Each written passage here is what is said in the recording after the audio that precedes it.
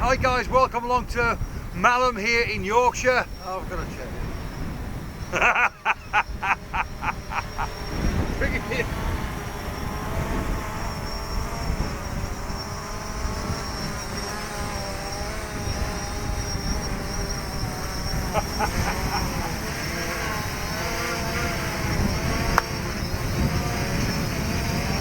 Here's a Fruit Loop. Go away! Go away!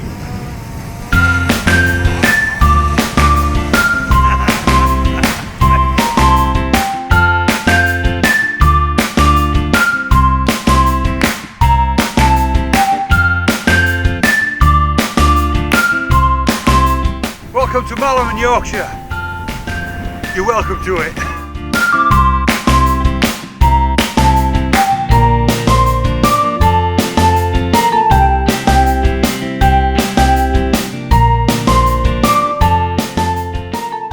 Hi guys, and welcome to another episode of, well, basically me taking pictures with really substandard equipment. When I say substandard equipment, that's not necessarily true. That's not really the point I'm trying to get across.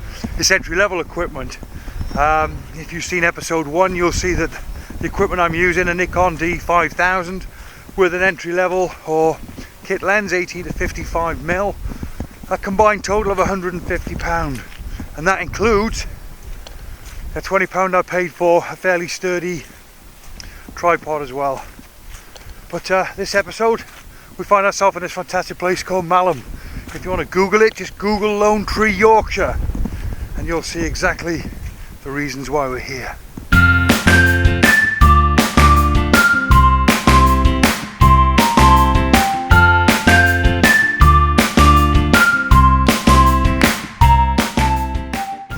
Most cameras produce RAW files. By the time a RAW file is edited in pieces of software like Photoshop, etc, etc, etc, when we say etc, really there is only Photoshop. So by the time a RAW file is edited in Photoshop, by the time then we play around, we might add some effects, nick software, etc. By the time we might then decide to convert our images to black and white, add certain effects, vignettes, etc, etc. The point I'm making is this: it doesn't matter, therefore, whether you're really taking a picture with a Canon 5D Mark IV, 5DS, 5D RS, SR, whatever they are, it makes not a jot of difference to the average person, to the person who wants to buy a camera for the very reason I'm here right now, and that's because we enjoy the outdoors and we love landscape photography.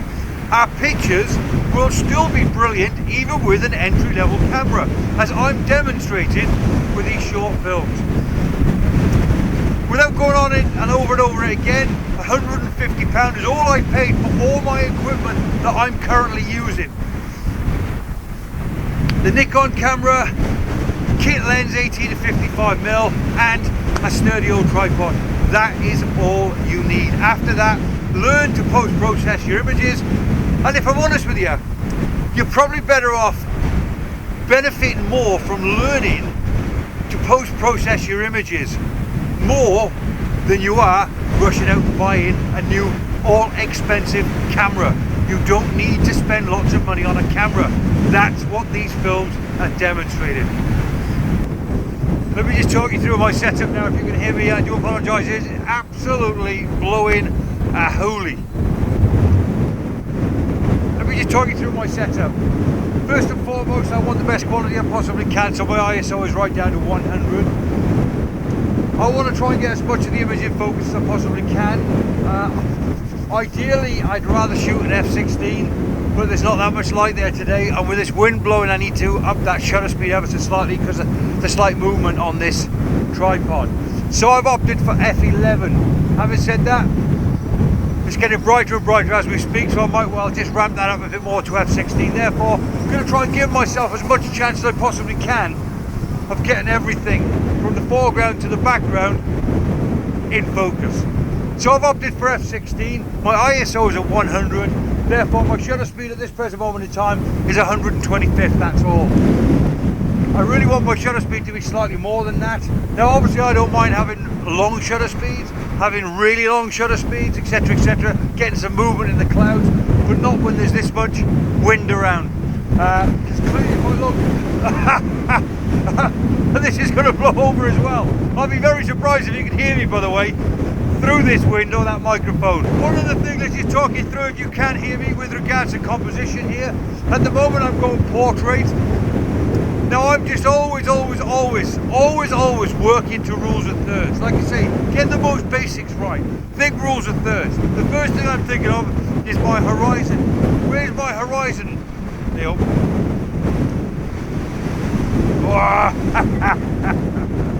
It's just not going to work, is it?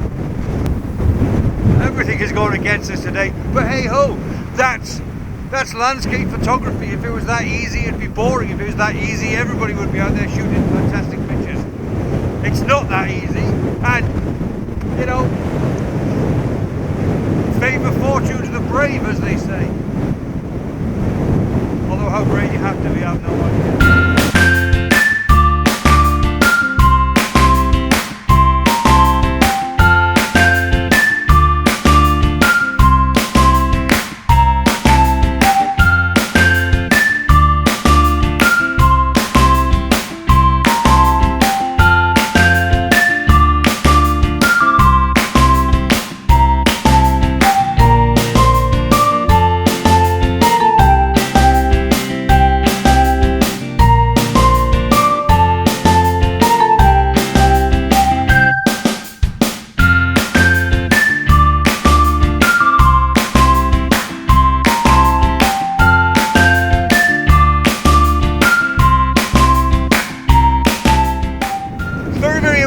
Get the basics right. When I say the basics right, work to rules of thirds, especially when you first start out.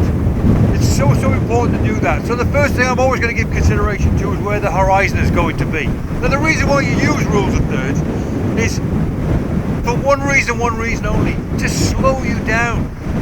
I hate it when you see people pick, the camera's going to go over again. It really winds me up when I see people just picking the camera up and pressing the shutter. It really winds me up that, because it means that you're not really giving any consideration to the image, to foreground interest, background interest, leading lines, horizon, rules of thirds, etc, etc. And yet it's so simple, but that's probably the key to taking a good picture or a bad picture.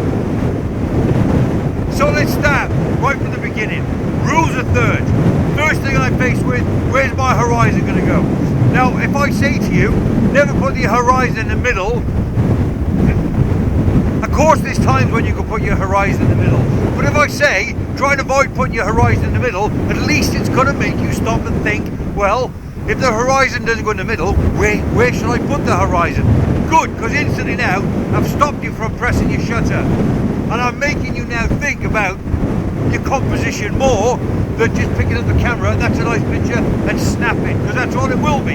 If you don't give consideration to the picture you're taking, then that's all it will be. It's simply a snap. So, I'm now looking at my horizon and I'm thinking, if I put my horizon on the bottom, 2/3 of the horizon, 2/3 of the image will be filled with sky. Is there enough interest in the sky to make the viewer feel as if I'm looking at a nice picture here? If it's not, then work the other way around. Let's put the horizon on the top third, especially in this instance here, because we're looking at all this limestone. Oh, the camera's going.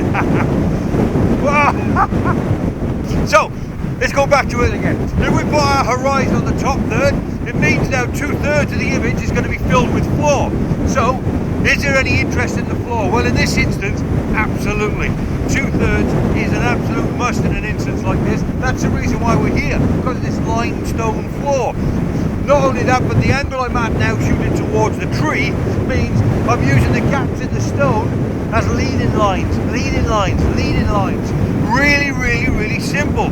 But if you just do the basics and get the basics right, already you'll be head and shoulders above somebody that doesn't bother, that can't be bothered, that's not interested in thinking about composing your picture and thinking about rules of thirds, etc, etc. So, when you first start out, the last thing you want to think about is, I need to bust my balls and break my bank account and buy all the good gear, because it's not necessary.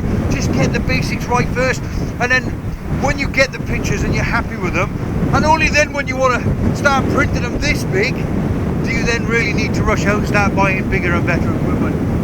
Otherwise, just stick with it. Stick with it. £150.